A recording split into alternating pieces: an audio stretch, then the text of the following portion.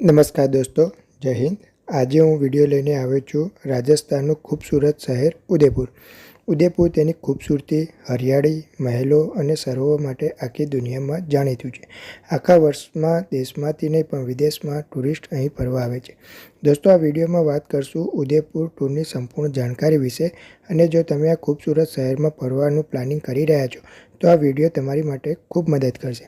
આ વિડીયોમાં આપણે વાત કરશું કે અહીં તમે કઈ રીતે પહોંચશો, અહીં તમે હોટલ કઈ જગ્યાએ લેવી જોઈએ, ઉદયપુરમાં ફરવા માટે સાચો સમય કયો છે, ઉદયપુરમાં કઈ કઈ જગ્યાએ ફરી શકો, ખાવા પીવાની શું વ્યવસ્થા છે, ઉદયપુરમાં વધારાના ખર્ચથી કઈ રીતે બચી શકો અને વિડીયોના લાસ્ટમાં વાત કરશું સંપૂર્ણ બજેટની। તો સ્કીપ કર્યા વગર આ વિડીયોને પૂરો જોવો જેથી ઉદયપુરની સંપૂર્ણ જાણકારી મળી રહે। ચાલો દોસ્તો, આજે ફરીએ રાજા મહારાજાઓની નગરી ઉદયપુર।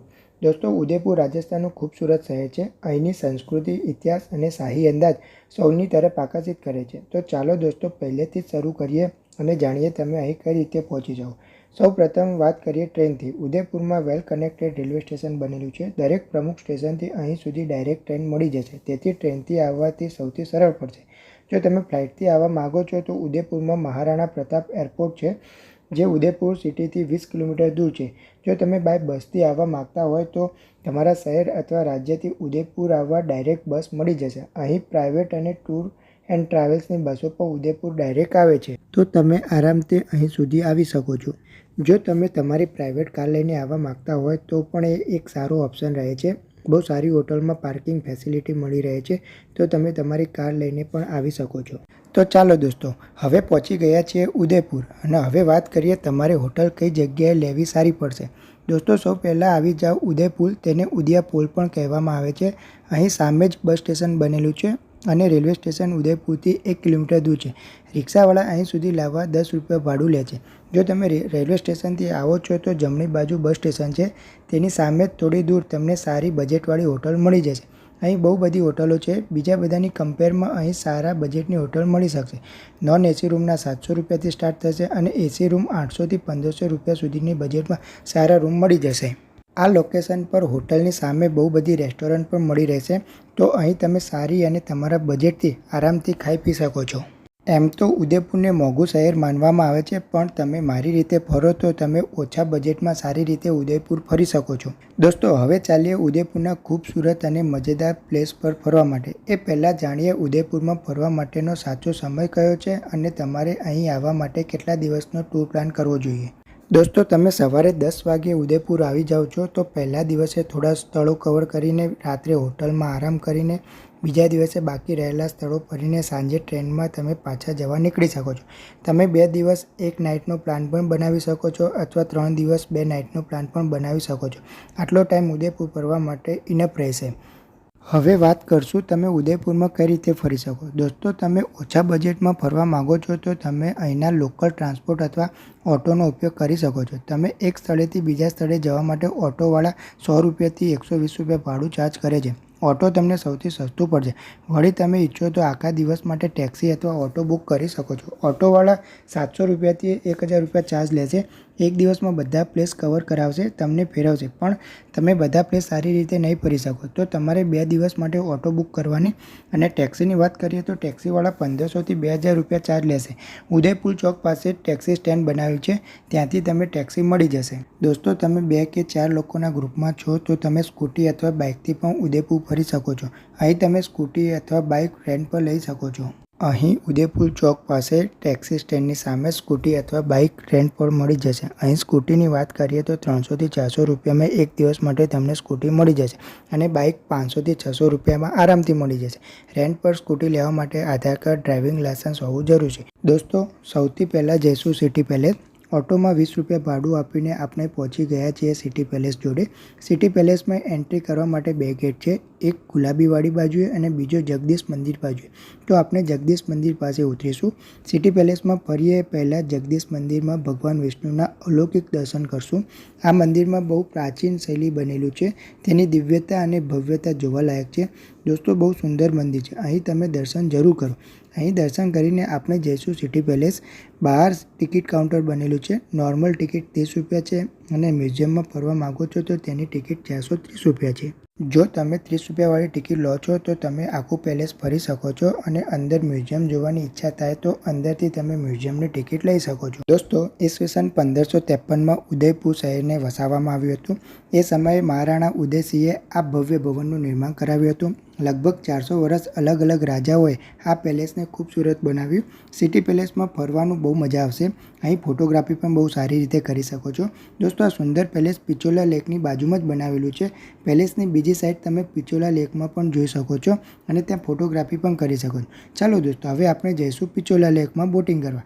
અહીં ટિકિટ કાઉન્ટર બનાવેલું છે. બોટિંગ માટે 500 રૂપિયા પર પર્સન ચાર્જ લાગશે.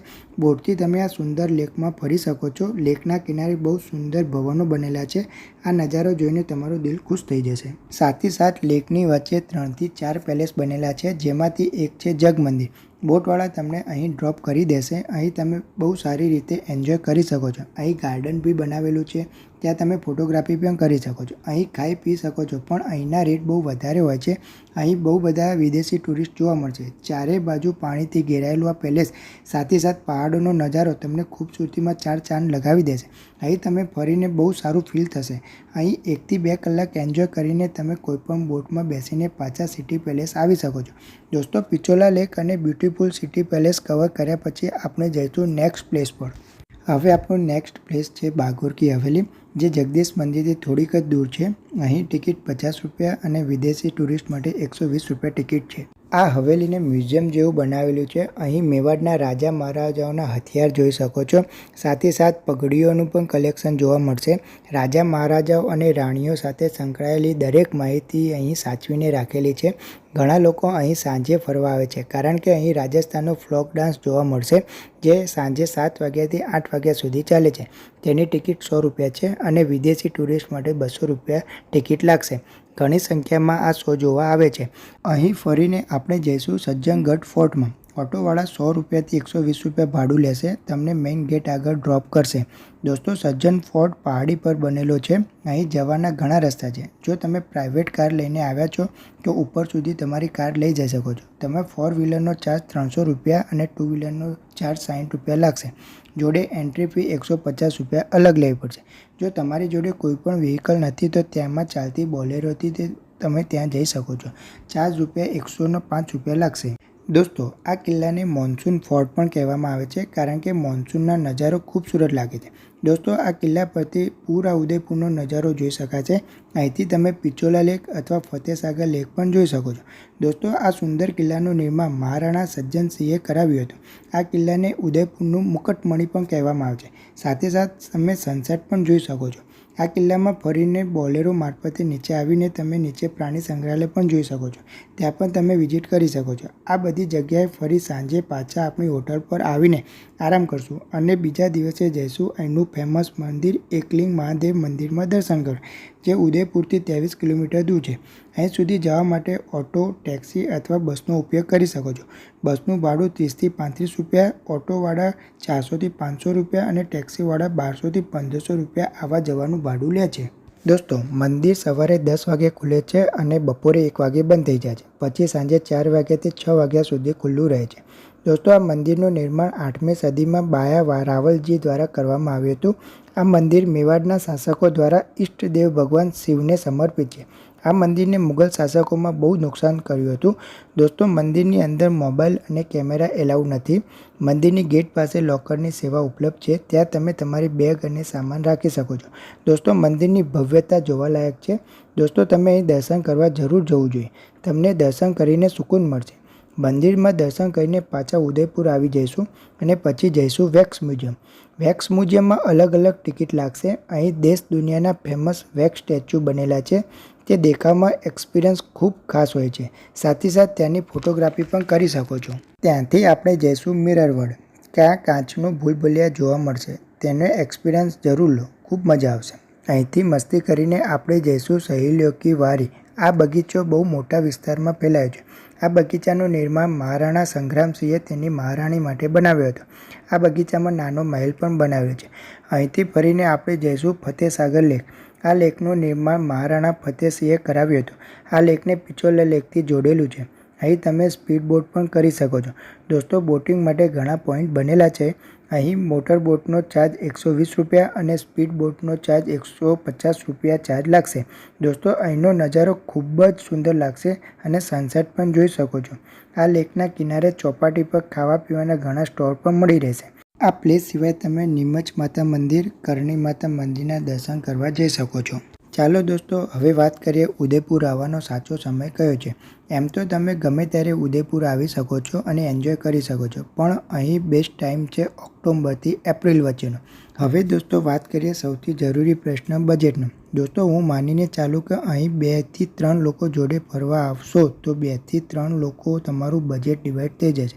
તો તમે 6 થી 7 હજાર પર પર્સનના બજેટમાં તમે ખૂબ સારી રીતે આ ટૂરને કવર કરી દેશો. આ બજેટમાં તમારી હોટલ, અહીં લગતી બધી ટિકિટો, ઓટો, ફૂડ આ બધું ઇન્ક્લુડ કર્યું છે. દોસ્તો અહીં મેં ઉદયપુરની સંપૂર્ણ જાણકારી ખૂબ સારી રીતે આપવાનો પ્રયત્ન કર્યો છે. તો પણ તમારે કોઈ ક્વેશ્ચન રહી જાય તો કોમેન્ટ બોક્સથી પૂછી શકો છો. દોસ્તો આ વિડીયો તમે ક્યાંથી જુઓ છો અને આ વિડીયો કેવો લાગે કોમેન્ટ બોક્સમાં જરૂરથી બતાવો. જો તમને આ વિડીયોની જાણકારીથી મદદ મળી હોય તો એક લાઇક જરૂર કરો. સાથે સાથે તમારા ફ્રેન્ડ અને રિલેટિવને આ વિડીયો જરૂરથી શેર કરે. હજુ સુધી અમારી ચેનલ સાથે જોડાયા નથી તો જલ્દીથી અમારી ચેનલને સબસ્ક્રાઈબ કરીને જોડાઈ જાઓ. દોસ્તો હવે મળીએ આવા બીજા ઇન્ફોર્મેટિવ વિડીયોમાં. ત્યાં સુધી તમે અને તમારા ફેમિલીનું ધ્યાન રાખજો અને તમારી યાત્રા સફળ અને મંગલમય હો. જય હિન્દ, જય ભારત.